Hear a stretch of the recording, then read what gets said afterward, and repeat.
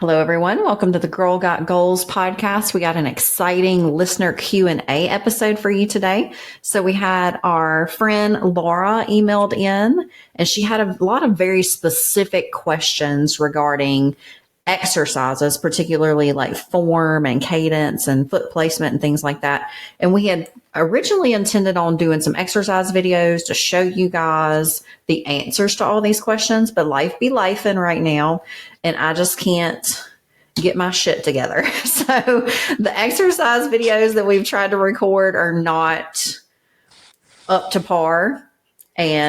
But until we learn how to become videographers and put out like good content for you guys, if you need visual examples, send me a message, email me, whatever. There are some wonderful exercise videos out there on YouTube I can refer to you. But today we're actually going to read her questions on the podcast and answer them verbally. So I can do that. I can talk. I can't film an exercise video to save my freaking life. So y'all forgive us. Everybody knows Marcy knows how to talk. I asked Jimmy that yesterday. I'm reading a book about money and mindset and thing. And it was like, what's one talent that comes to you naturally? And he looked at me and said, talking. So podcasting's perfect, right? So thank you, Laura, first of all, for emailing us these questions. Thank you for listening. I appreciate all you listeners. And I always love when people ask questions because like Kimberly said the other day when we were talking about this email, I always benefit from hearing the answers to other people's questions. And it may have been a question that you didn't even think you knew you needed to know the answer to. But we're going to jump right in and get started because we got a lot of information to cover today. And this may have to be broken up into two episodes, part two, because the first question is about a deadlift and there's a lot of information on it. And so Laura wrote in and said, sometimes when I do a barbell deadlift, I feel strain in my lower back. I think we've all been there. What should I do? When this occurs, I usually try to correct by refocusing my eyes on a target for the hinge that I want to perform and think of gorilla butt during the eccentric part of the movement. Are there other tips to make sure I'm targeting my glutes and hamstrings properly and will not injure my lower back? So, first of all, I will say it is my experience personally that my glutes and hamstrings were not developed properly and were not activated properly when trying to do a deadlift. And that's when I felt my lower back more. So my initial response to a question like this being asked is you need to focus on glute hamstring building exercises and glute hamstring activation exercises and build your glutes and hamstrings so that they can carry more load and that you can feel them and make that mind muscle connection. Because if you don't have those two properties, you're going to be pulling with your back and not with your entire posterior chain, activating the glute and hamstrings. And the glute hamstring activation drills can be RDLs, which are Romanian deadlifts. You can do those a little bit lighter. It's more of a stiff leg deadlift. So you're going to feel the stretch in the hamstrings and the glutes. And then you can pull with those glutes and hamstrings when you're coming back up. It's going to be like your bridges and your hip thrusts. It's going to be cable pull throughs, hamstring curls, anything like that that's going to specifically target the glute hamstring muscle. It took me like a year, no lie, of specifically doing these exercises, targeting my glutes and hamstrings and really building their competency to be able to feel a deadlift from, and when she said deadlift, I'm assuming from the floor, like just a plain deadlift, not sumo, not RDL, nothing like that. Because if you don't, your back's going to try to take over, and that's when people get hurt. And Not and also, not to interrupt you. Go right ahead. Also, there would kind of be a couple of follow-up questions to that, like how much are you lifting? Where have you been? Like, I'd almost have to know what the background is to know if she's lifting too much. I knew that was fixing to happen. Can you still hear me? Did your earbud die? Headphones died. Yeah, I can still hear you. After all of that. We've had some technical difficulties, y'all, today, so bear with us. Major. I think we've been working on it for about an hour and a half. So we're trying. We apologize. I don't want to get off too far subject of where you're going with that. And we'll add some other things in. I think I like deadlifts. I haven't done them in years. And we discussed this a little bit earlier, but it just made me also think this would be the perfect spot to throw it in. So it depends on why you're wanting to do a deadlift.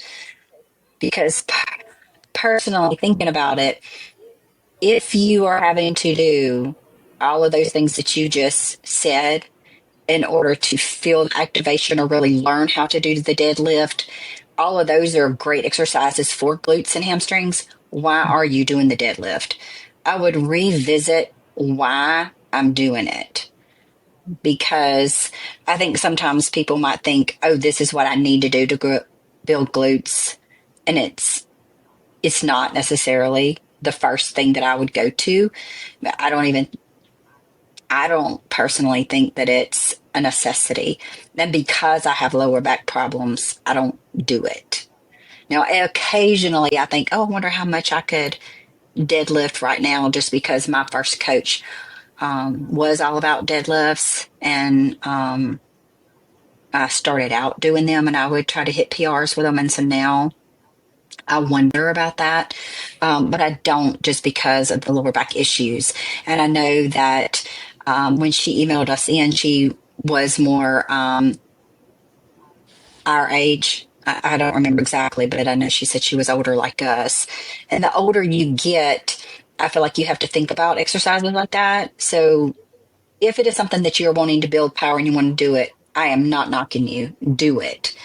I'm just throwing that in there, that if you are older and you're doing it just because you want to build those things, there are other things that you could incorporate or do instead of the deadlift. Yeah, that's a great point. I just choose not to do it because I just have so much back pain with it, even though I am developed in those areas, that I have to avoid it. Yeah, there's more than one way to skin a cat. You know, if you're just looking to build your glutes and hamstrings, like you said, there are other ways. You know, deadlift is a good compound movement if you're looking for strength, but it isn't necessary for hypertrophy, basically. And, you know, if people are in certain programs like CrossFit, you know, deadlifts are just a functional movement that you're going to come across. So it's great if you are doing them, if you do want to do them, to know the proper way to do them. But like you said, I mean, especially with people who are older and with back problems, it may not be the exercise for you. So that was a great point. Just evaluate your why. You know, why are you doing them in the first place? And if you do want to do them, there's a couple of key tips that you can use to protect your lower back and improve the glute hamstring activation. And first of all, it's like set it up correctly. You know, you want to make sure that your bar is over the middle of your foot. Your feet are about hip width apart, toes out just slightly.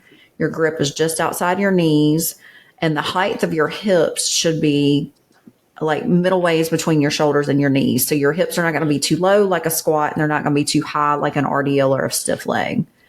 And then before you start your pull, you want to engage your core and your lats. So you're going to brace your core super hard, like somebody's about to punch you in the stomach. That's going to, you know, tighten your core.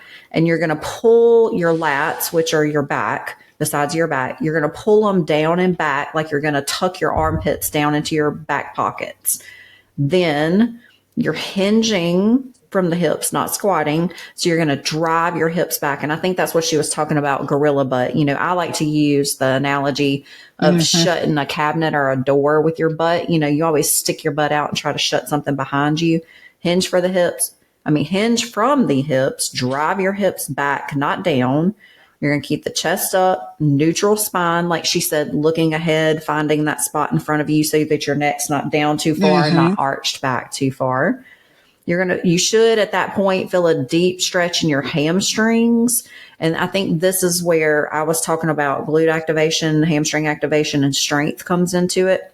Because at this point, right before you start your pull, you should feel that stretch, you should feel that activation, and you should then push your heels through the floor and not pull with your back, but you should use those glutes and hamstrings to drive your feet through the floor. And once that bar passes the knees, driving the hips forward and just standing tall and not hyperextending at the top.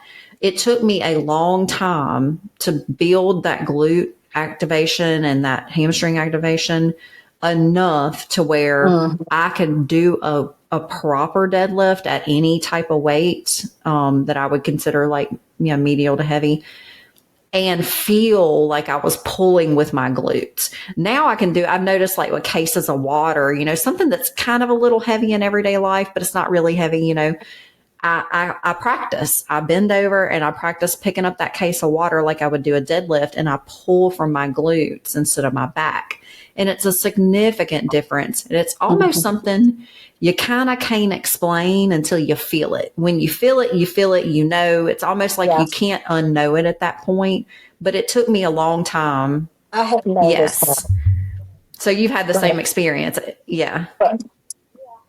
Yeah, I was just going to say that makes me think about the other day, kind of the same thing with like a case of water or anything. Before I ever started working out, we have a tendency to pull everything with our arms, which is using more of our back and trying to use our upper body. And I've noticed since I've started working out more, like occasionally you would go to do that, but if you plant your feet and like push, like you're almost pushing through the floor, you're using your legs more.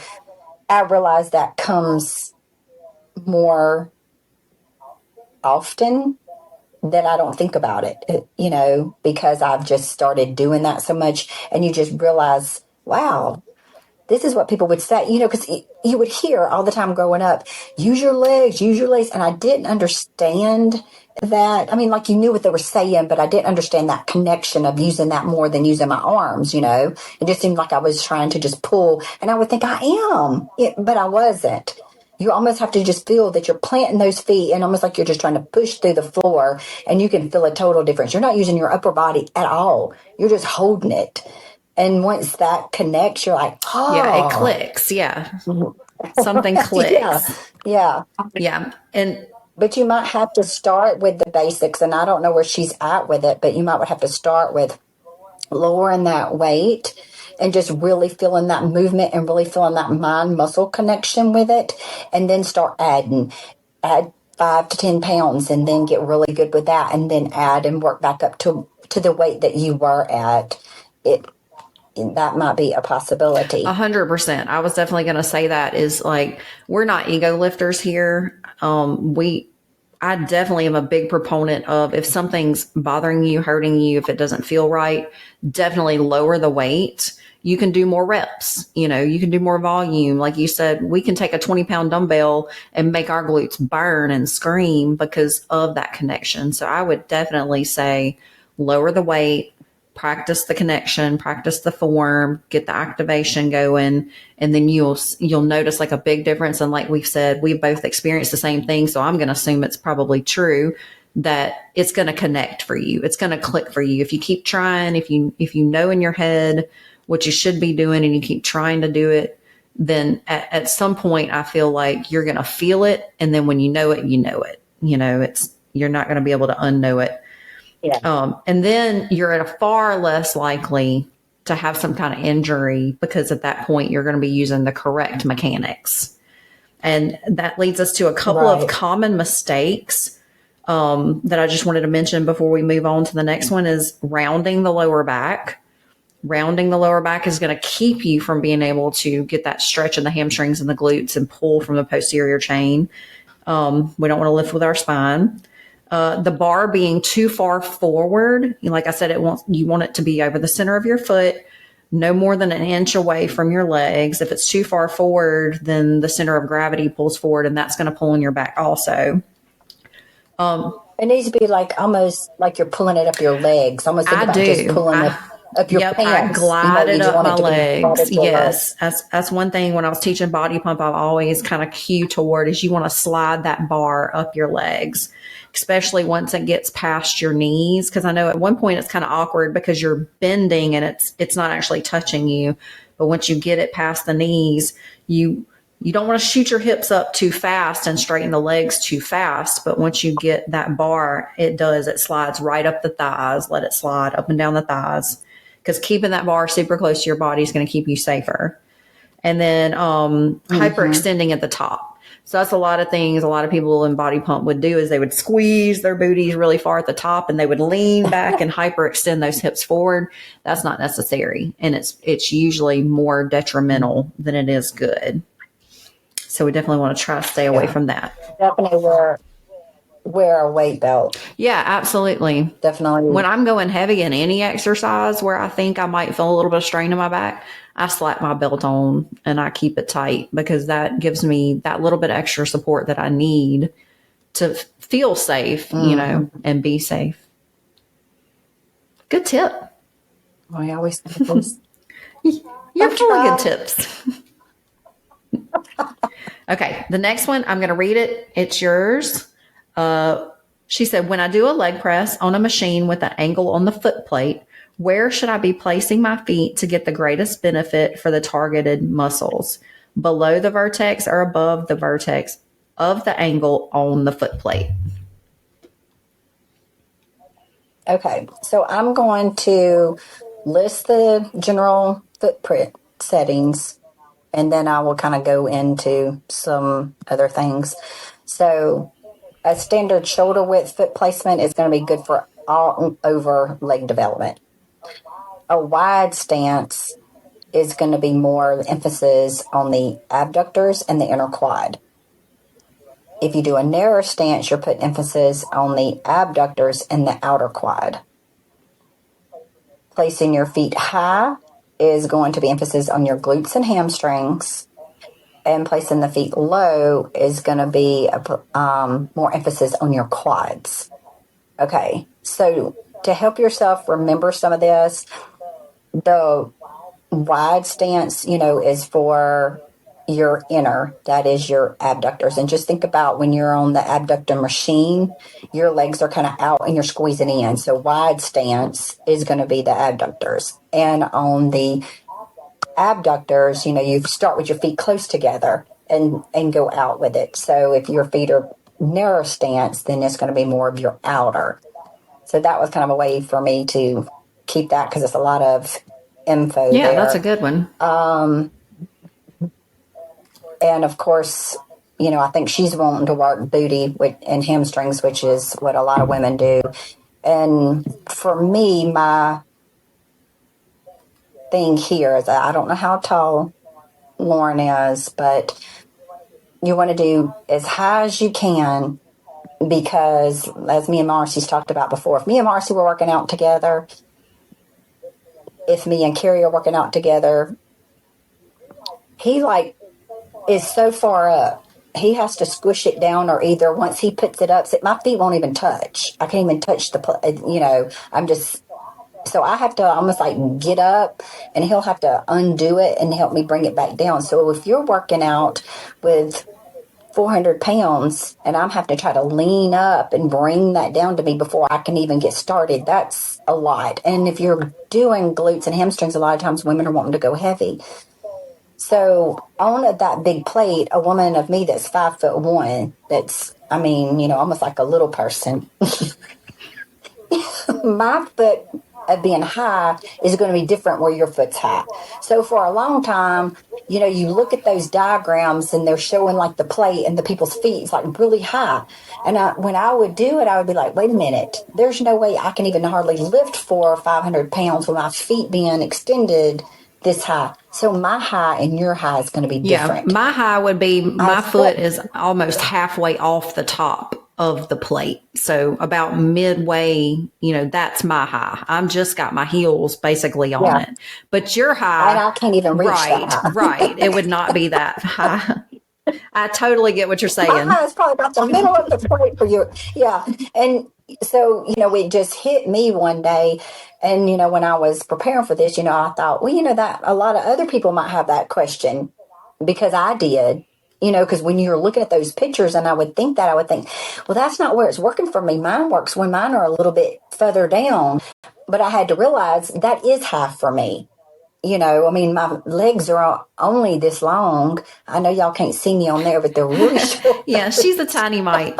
Yeah, so it's not one size fits all. So we can't say, middle ways and up of the. Your feet need to be at the very, very top. Yeah, it's going to be what's high Just for know you. that when you. Right. And I know that might be confusing, but you should be able to put yours almost as high as you can go. You still want to be able to have a slight bend.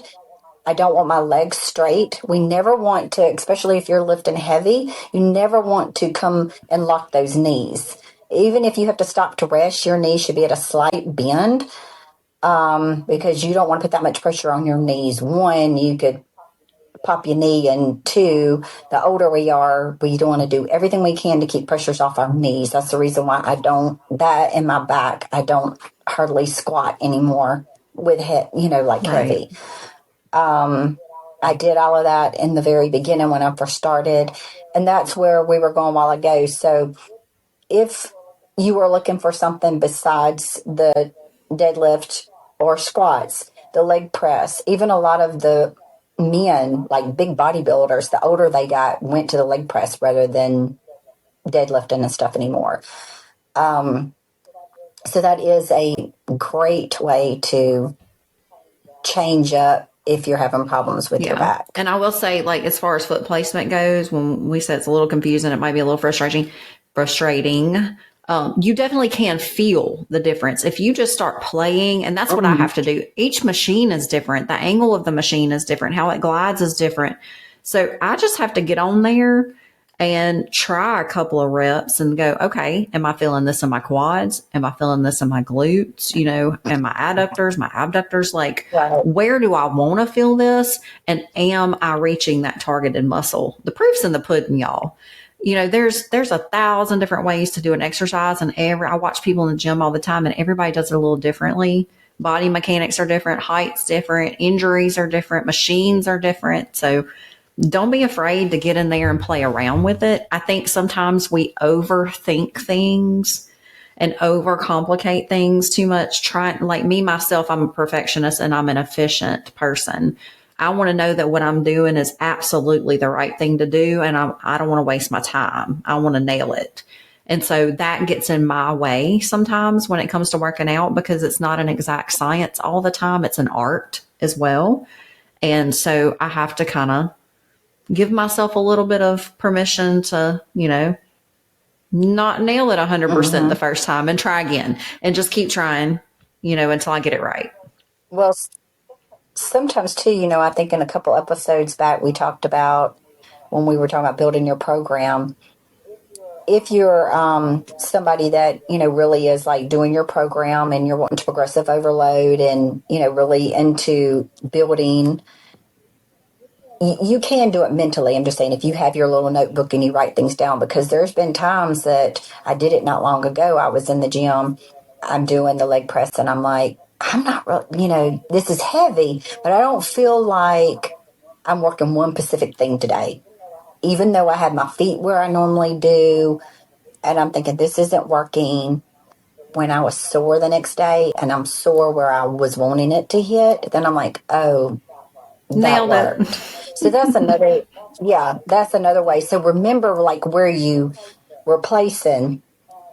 And if you have progressive overload and you have really worked hard that day, you're going to feel it when you're sore, and you're going to say, okay, that's where my feet were up high. I wanted it in my ass. That's where I'm feeling it this morning. That's where my legs need to be. Got it. Yeah.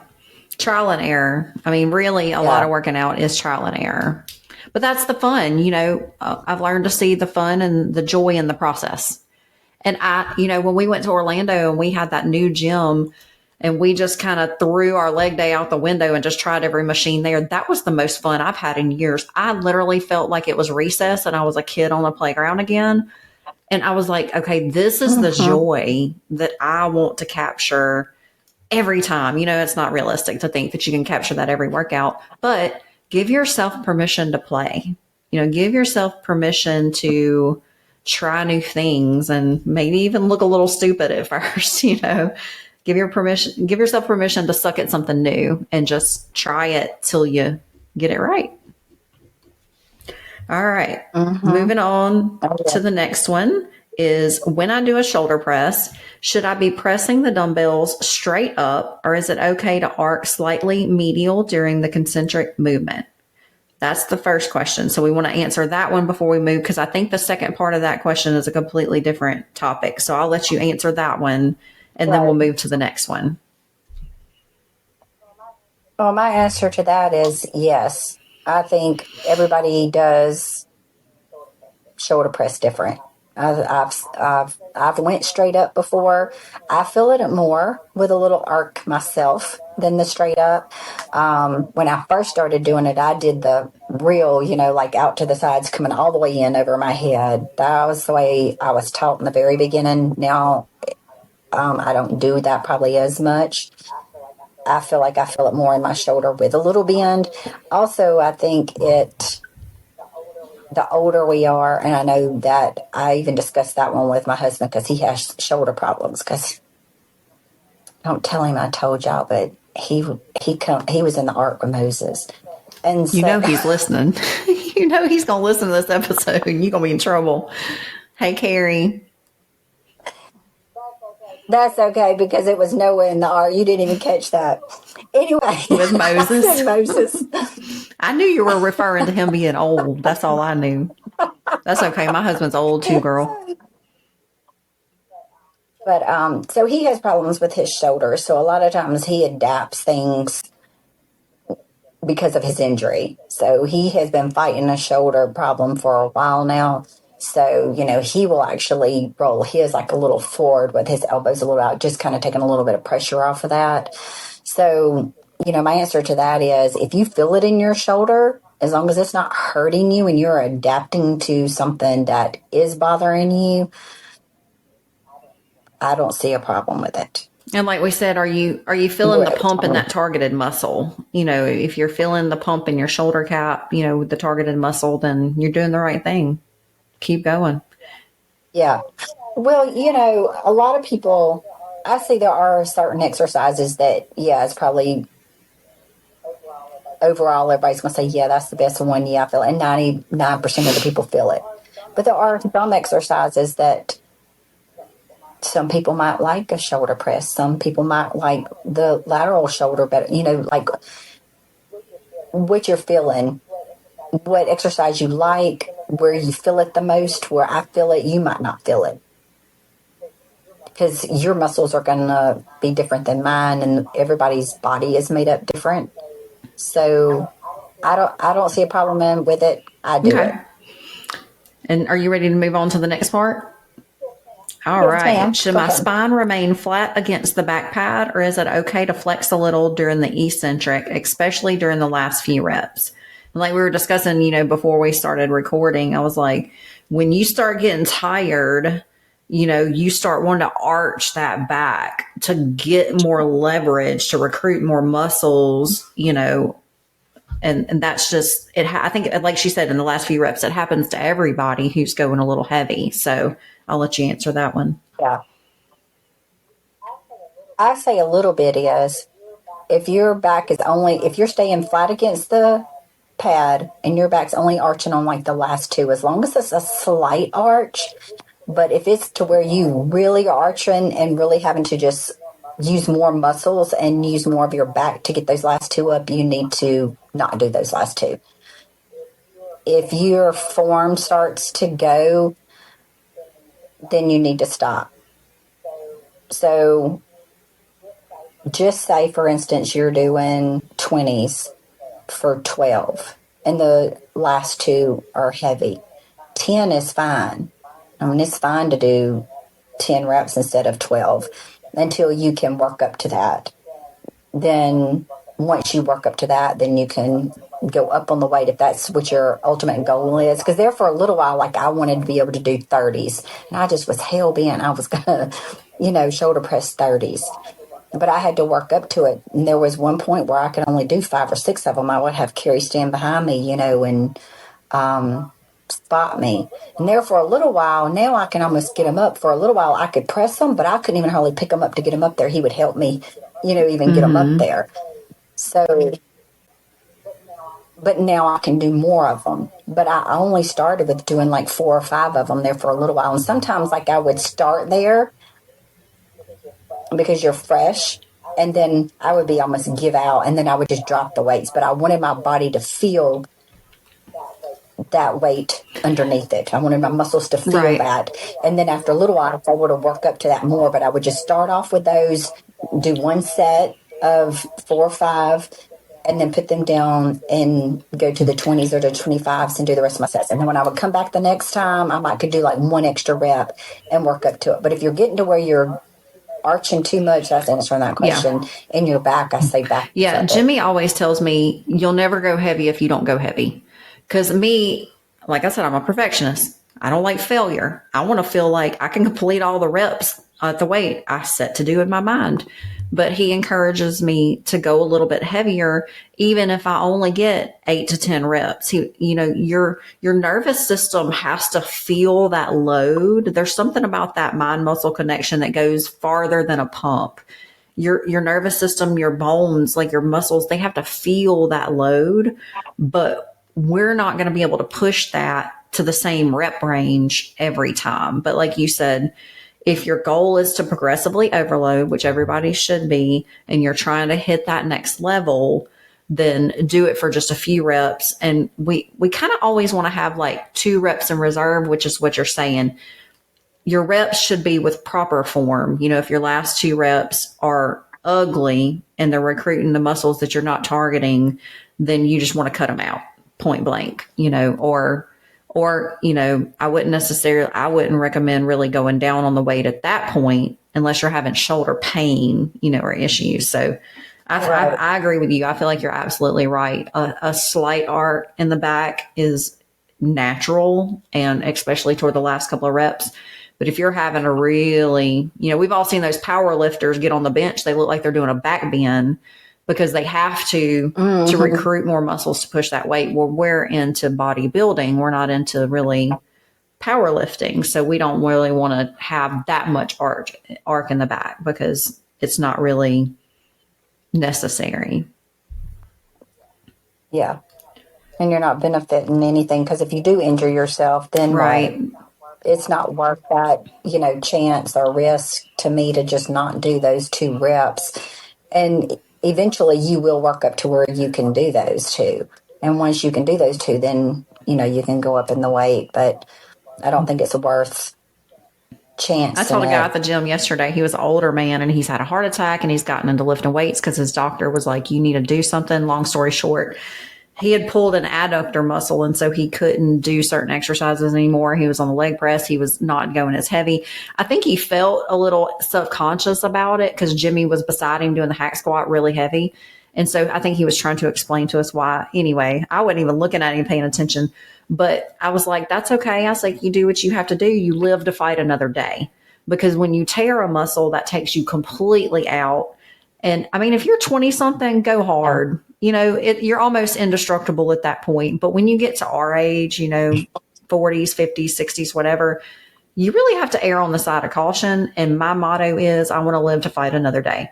I'd rather go a little bit less, do a little bit less reps, and be able to come back, my next workout fresh and recovered and able to fight another day than have an injury that's going to keep me out for weeks, or months, or then it's something I'm dealing with for the rest of my life.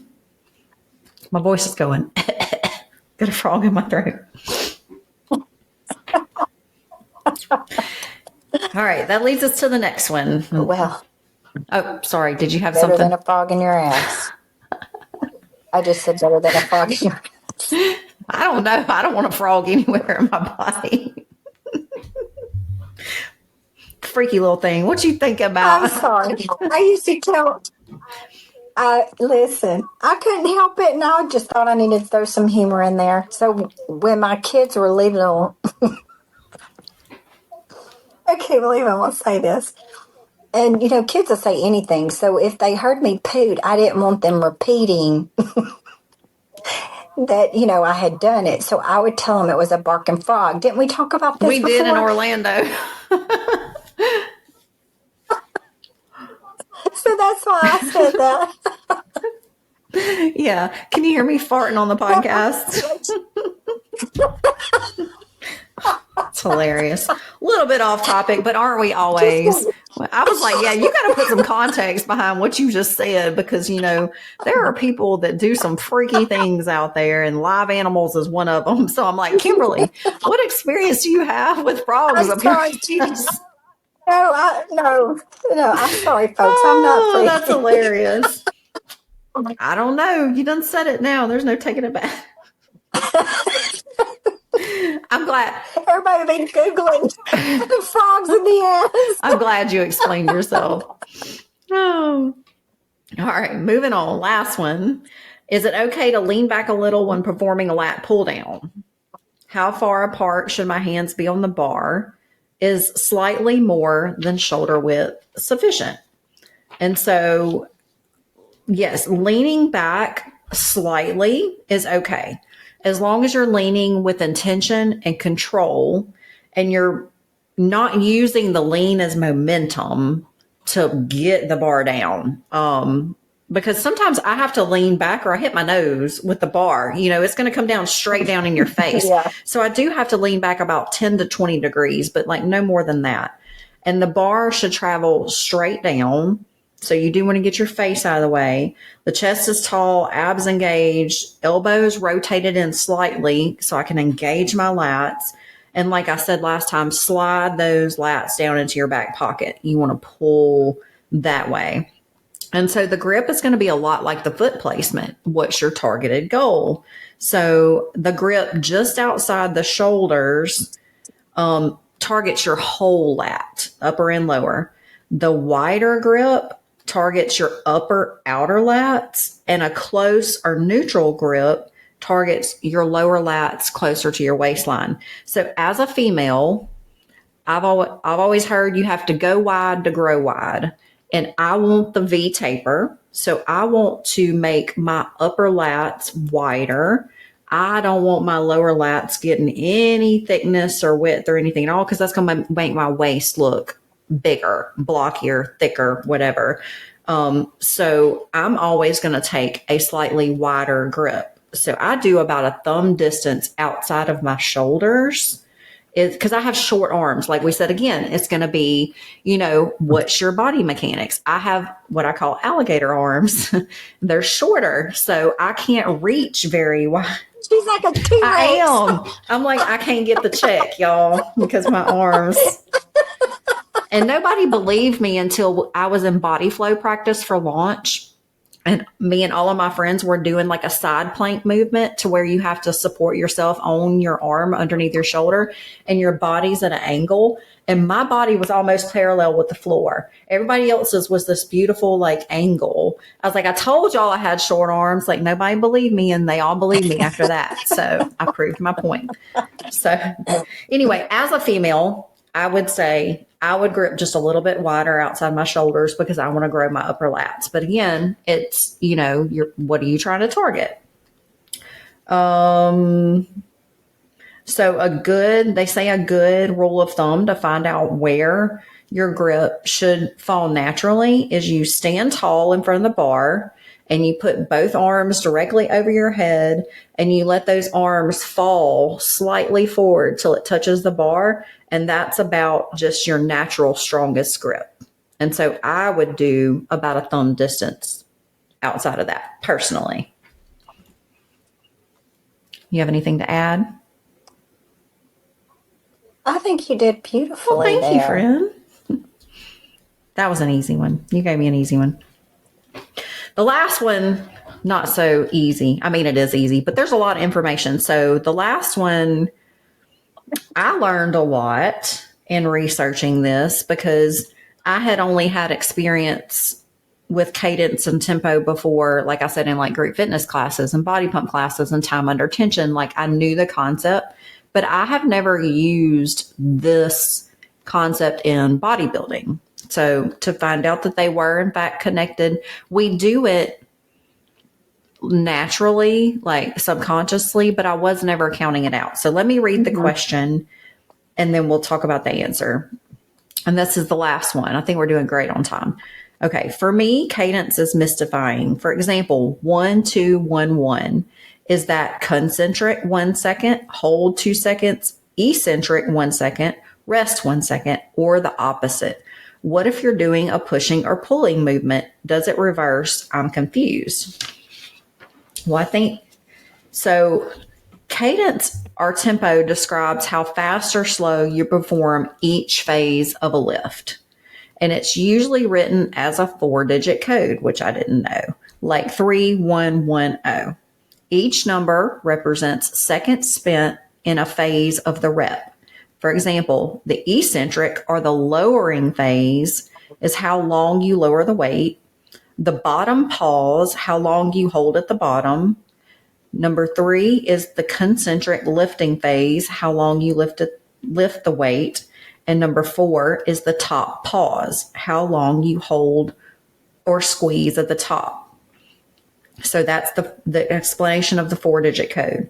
And for example, like a squat, 3110. So it would be 3 seconds lowering into the squat, 1 second pause at the bottom, 1 second to stand up, and then 0 seconds rest before your next step.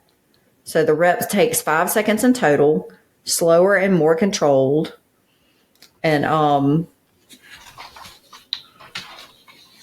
why that's important is muscle growth and hypertrophy, better control and form, joint and tendon health, progressive overload options, and consistency in tracking. So tempo and cadence, to me, that terminology is interchangeable. And why we do it is what I was always taught in body pump was time under tension. So whether you're eccentrically lowering or if you're concentrically, contracting, you can use whatever tempo or cadence you want. It all depends on what goal you're looking for. And, a lot of times in body pump, we'd say flip it on its head. We may lower 3 seconds and then contract 1 second, or we may lower 1 second and contract 3. We'd flip it a lot of times because we were trying to get different muscle activations under different tempos, which all just equals to more volume or time you can keep that muscle under tension. So you can Google it. They have typical tempos for if you want hypertrophy, if you want strength, if you want control or stability. Hypertrophy is usually a longer, slower tempo, which we talk about time under tension, mind muscle connection. We really squeeze and lower slowly to feel, because our goal is to pump as much blood flow into that muscle as possible to create more growth, which is strength and power. Yeah. They have quicker, faster, more, bursts of movements, like 2 seconds, 1 second, 0, because they are looking for that quick activation, that power, that dynamic movement, more so than a bodybuilder. Well, it's kind of like we were talking a while ago. For example, if somebody's doing, side lateral raises, I seen a guy the other day, and he's just pumping them out. I mean, he probably, and I'm blowing this number up, but just say he was doing 20. I mean, he's just going. In my mind, yes, he's working that muscle, but he's just kind of, I think, just going through the motion. You are if you're going that fast. And I've been there, so I'm not knocking anybody, but I started seeing a difference for me when I started really kind of going slow. And when I go up, I'm really pulling with that muscle. When I come down, but I'm just not counting, like when we discussed that the other day. But when I come down, I'm holding that. that muscle is holding that, my arm and the time, just bringing it down. I'm not just bringing my arm down. I'm like squeezing as I'm coming down and really concentrate on not coming down. And then I'm pulling it and coming back up. Same thing on a kickback. A lot of people will say, hold, come back. When I go up, I'm really pulling that muscle and pulling back with my ass. And then I'm going to hold it. And then when I come back, I don't just bring my leg back down. I'm really kind of holding it and like just gradually, because that's that muscle holding that and bringing it down. Yeah. When you start doing that and really just pulling it with that muscle and letting it go with that muscle, so the concentric and the eccentric is both just as important, instead of just kick back and bring it down, kick back and bring it down. You're using that muscle, I feel like, longer, and it's under tension longer doing it that way. So like we said before, I might only be able to do 10 of those with 20 pounds, where if I'm just kicking it back, I could probably do 30 or 40 pounds because I'm not holding it as much. You can do more weight. So I have had to talk about the ego lift, and sometimes I'm like, goodness, I'm not really doing as much weight as I was a year ago. But then I start thinking, well, you've changed how you're the way you perform. Thinking. Yes, the way you perform your reps is really intentional, and we both go mostly off of a feel more than a count. And that's one thing I was watching. I think it was Sam Solik, and he was working out with one of the great Olympic bodybuilders. I can't remember his name. And they were doing an exercise video. And the one thing that I took away from that video was the guy was like, I no longer count. He's gotten to a place in his workout where everything he does is off of feel. Because what are we looking for? What's our goal? We're looking for failure. We're looking for that muscle to reach its capacity and fail so that the muscle fibers will grow back bigger and stronger for next time. And so you can't really go off of a time, a tempo, a cadence, a count. You really have to learn how to go off a feel. And that's where I think, somebody like me, I get in my head and overthink things too much because I want to make sure I'm doing my 12 reps. What if I miss one, whatever. And it's like, well, what if you do more, but I think when we talk about time, tempo, and cadence, there is a time and a place for it. But if we look at our goal, if we look at what we're trying to accomplish, and we're really, like you said, slowing down and connecting with that muscle and not just blowing through the reps, your tempo is going to pace itself. Your cadence is going to develop itself based off of a feel. And that's where experience comes into it. Yeah. When I was newer, I was thinking about the counting and whatever, and I was just trying to get it done and get it right.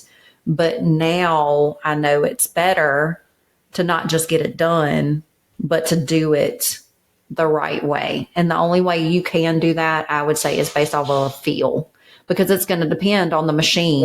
Yeah. Each machine has a little bit different resistance and drag. If you're on cables, or if you're on free weights, or if you're on a machine, that's like fixed. And each day, what are your hydration levels? Is it the morning or is it the evening? Are you tired? Did you get good sleep last night? Are you feeling stronger? Have you just gotten over, being sick or traveling? Like, there's so many different variables that you're not going to really keep everything perfect every time. But if you go off of a feel and you reach that failure, that tension, that burn, if you're always chasing that feeling, then you're almost going to automatically adjust all the variables to what you need for that day. Well, there was a top bodybuilder that used to say he don't start counting until it hurts. And I think sometimes, and I was guilty there, that when I first started, it was 4 sets of 12. Everybody does 4 sets of 12. You do 4 sets of 12, and my body was getting used to that. I wasn't even struggling at the 12. I just thinking in my mind, if I get my 12 reps, well, I'm doing good. And honestly, sometimes when I'm doing leg kickbacks, if I'm okay at 12 and it's not really burning yet, I'll keep going. Sometimes you up to the weight, and although it's not hurting by set number 4, it's going to hurt. Well, just then back off the weights. I mean, how many reps I do, keep the weight there. I meant back off the reps. So I'm like, if it's not hurting at 12, you need to go to 15. And here's the thing that I found about myself. The next time I could do 15. The third set, it's getting harder. But if I make it to 12, I'm like, well, I can do 3 or 4 more. It hurts, but I can push myself. It's just kickbacks. It's not like my form's going to totally go at kickbacks. And then I found, well, you really did 4 sets of all 15. Look at what you did. But I was in my head of already punking myself out. If I do 15 on the first set, I'm not going to be able to do it on the others because this hurt. And then realizing later, now once in a blue moon, like you said, hey, I had a bad day, this, that. And then, I have cut back to maybe the last 2, I only did 12 because I can't do an odd number. God forbid. If I do 13, I know if I do 13, I just got to make myself do 14. I know that's my weirdness. I cannot end on 13. But I found that I could push myself. I found the same thing that when I just stuck to like the 4 sets of 12 or whatever, I was selling myself short until, that's where working out with Jimmy has really helped me because he's much stronger than me and he encourages me to like push myself and go heavier, even though I think he believes in me a lot more than he should a lot of times. But I have learned in a lot of the exercises, like you said, I would go up in weight. And hell, I got my whole 12 or 15. It's like, well, dang, now I need to go up again. But then there's days like... Yeah, you were leaving so much in the tank. And when you leave that many reps, and think about how long you were doing that many reps in the tank, you could have been... we don't need to be leaving over that many. Every rep, every set, every exercise, over weeks, over months, over years. How many gains are you leaving on the table, And then like yesterday, I have a set amount on the isolateral leg press that I do. And I know I can get 4 sets of 12. I'm struggling my ass off to get that 4 sets of 12. And this is my plateau. This is where I haven't been able to break through past yet. But then yesterday, we had to switch up our order of our exercises because there were some machines taken. So normally we do the isolateral leg press next to last. We do our leg extensions last. But this time I had to do everything else, and the isolateral leg presses were dead last. So I had less gas in the tank to give. So on my last 2 sets, I could only physically get 10. I was pushing as hard as I could push, and my little legs would not get those last 2 reps to save my life. But mission accomplished. That right there that's failure. Right. Even though I didn't get my 12 reps, I did what I came to do. If you're pushing your little heart out and it's just not happening, then mission accomplished. You did what you came to do. Like, bravo. Well, that is a great point to move to for I can show 2 ways to that. Yes, because that's all you had. You gave all you had and you were out because you had to change it around and you were give out. That was already one you were struggling with. So when you move it, so very important of sometimes they say of why when we write a program that we need to try to remember what we're doing and do it in the same order, because that is one great example of why. You don't know, because just say you went in there and did that exercise first. You probably could push more if you did that exercise first, but that doesn't necessarily mean that you did more, if that makes sense. If you're not doing it in the right order, then you don't know how tired you are. You don't know if you're progressing. If you switch that order up, you're going to be able to do different reps. And so it's not giving you that true, if you were able to lift more. Exactly. Yes. And that's one thing I found, especially on my leg day. And I really researched it in writing my program is, okay, what exercises do I need to put first so that I get good glute hamstring activation? And then which compound exercises do I kind of put in the middle because I'm still fresh. I still have a lot of gas in the tank. I still want to, that's my heavy stuff. And then I put some finishers at the end. But when you have to switch up that order, it definitely affects. And I've been playing with the order, like we talk about perfection and just trial and error. Sometimes you go in and your machine's taken and you don't want to wait for it. You switch things around. Well, sometimes that's to my benefit. When we came in, we did the abductions and adductions first to activate all of that. And then we did hamstring curls and calf raises. And then we would do hack squats. Where one day we did hack squats first and then the hamstring curls and calf raises. Well, then that broke up our big compound movements because we were doing hack squat, isolateral leg press, and hip thrust, all back to back to back. That's 3 big compound lifts. That's the meat of my program. Well, we did hack squats, and then we switched it up and did a little hamstring curls, a little calf raises. Then we did our hip thrust and our leg presses.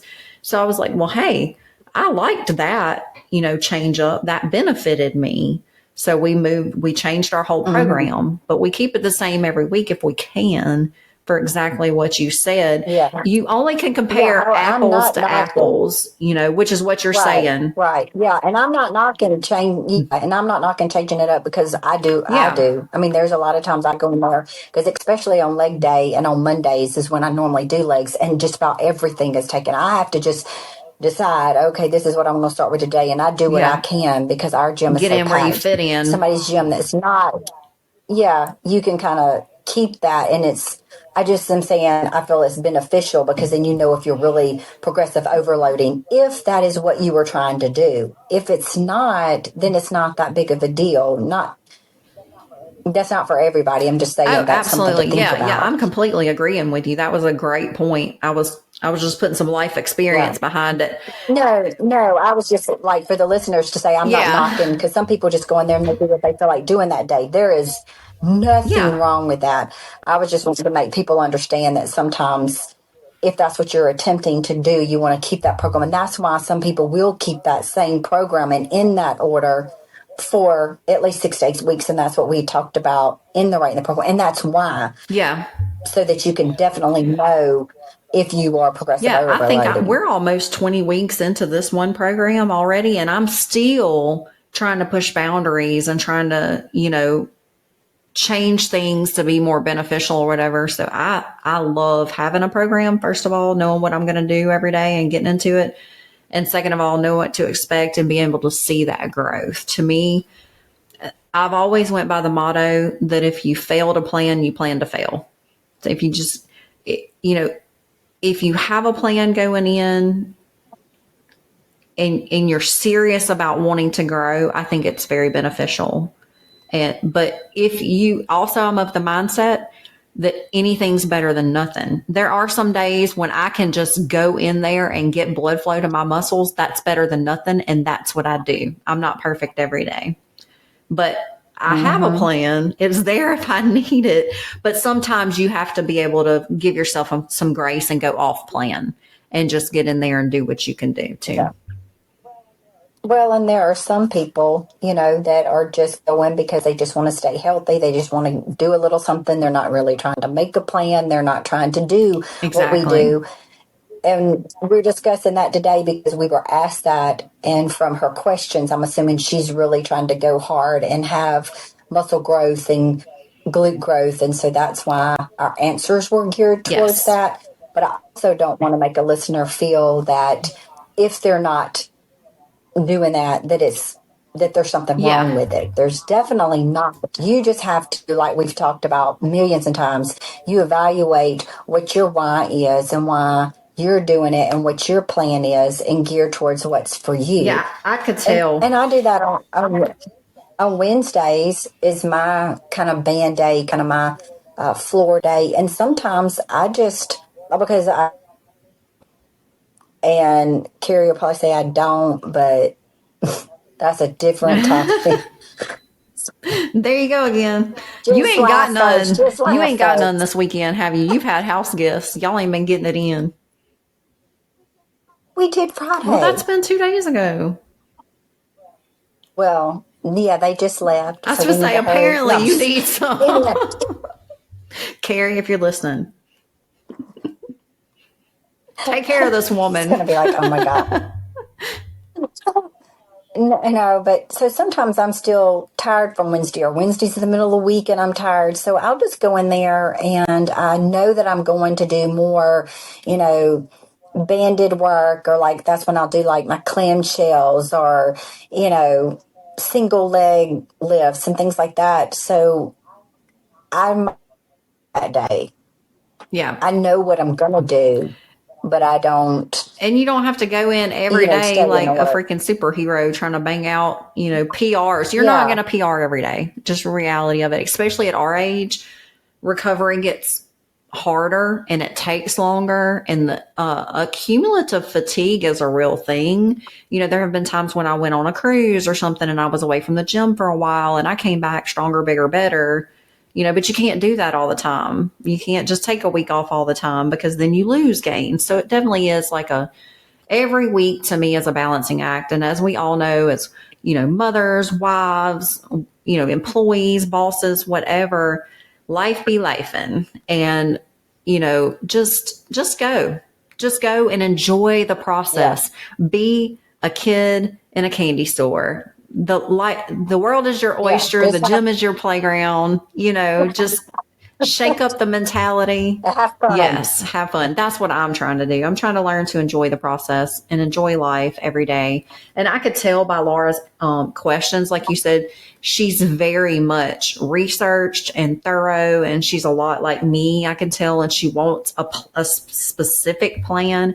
She wants to know that she's being efficient and she's doing everything correctly, because that's how we feel like we succeed. And so I really appreciate her questions, and I hope that all of our listeners, even if it's like you said, even if it's not for you, even if you're not trying to be exactly precise or whatever, maybe you caught something that could be beneficial in the answers today. Right. And if anybody has any additional questions, maybe we drummed up something that you're thinking about in your own program that you want to know, please email us at girlgotgoalspodcast@gmail.com, or you can reach out to us in real life, social media, like whatever. Follow our YouTube channel, watch us talk in our videos. Yeah. Blink our eyes. Yeah. That's something that bothers me the most, y'all. I have what's called motor tics, and I think it's most common in people with Tourette's syndrome, and I've never been diagnosed with that, but the more I watch myself on video, the more I think I really do have it. It kind of runs in my family. My grandpa did it. My dad did it. I do it. And so I blink my eyes a lot, and it's completely involuntary. I don't even know I'm doing it. But if you're watching us on YouTube, you're going to see me blink my eyes a lot. So embarrassing, but I'm putting myself out there for you guys because I love you.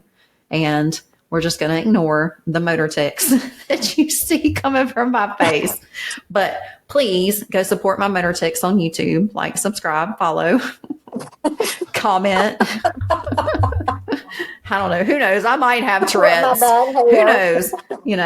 When I'm stressed, it happens a lot more when I'm tired, stressed, or on caffeine. And so early Sunday mornings, I'm tired, stressful because I'm videoing myself on this podcast. I'm not a professional. And then I'm adding caffeine to the mix. I've already had coffee and a freaking amino energy. So triple threat there. My eyes are probably like... And I haven't even paid attention. I'm sure you're used to watching me. That's like Jimmy. He's like, I don't even notice it anymore. He's like, when you're really tired or stressed or something, I can tell it happens more often. He's like, but I've known you for so long. Anybody that knows me knows. A lot of people that don't know me, especially when I was younger, because, kids say the darndest things. They'd be like, why are you blinking your eyes? And I'd be like, I didn't even know I was doing it. So it's really embarrassing. But I'm not. I need little toothpicks to hold them up. I was like, I wonder if I get Botox, if it would stop that. I don't know. Maybe my medical insurance will cover it if I can tie it to my Tourette's, my pseudo Tourette's. Everybody's going to go in there doing this now. Okay. Yeah, you know how you can get the blepharoplasty for your eyelids covered if you have so much, obstruction or whatever. And I'm going to be like, I need Botox for my Tourette's. Well, Carrie said something about our YouTube the other day, and I said, I hadn't even watched them. I will not go. It's hard to watch. I know that I need to, but I was like, I don't even want to see myself because then I'm scared that I will want to back off. So I'm like, I haven't just even went and looked at it. Just don't go look at it. Yeah. We don't need you backing out on us, I look and I'm embarrassed enough for the both of us. So it is what it is. It's about what we're saying. It's not about how we look. We're beautiful. We're unique. We are what we are. We're authentic, at least. So, well, that is a true statement there. We're not trying to glitz and glam up for everybody for the camera. So hopefully we'll make you feel better about yourselves. That is very obvious. Very, very obvious. So anyway, that's our episode today, guys. I'm still in my pajamas. Yeah, girl, me too. I'm just going to go eat some breakfast. All right. Yeah, we haven't even eaten. That's how much we love y'all. I know. You guys come first. That's right. I bet you are. So keep growing. Bye, guys.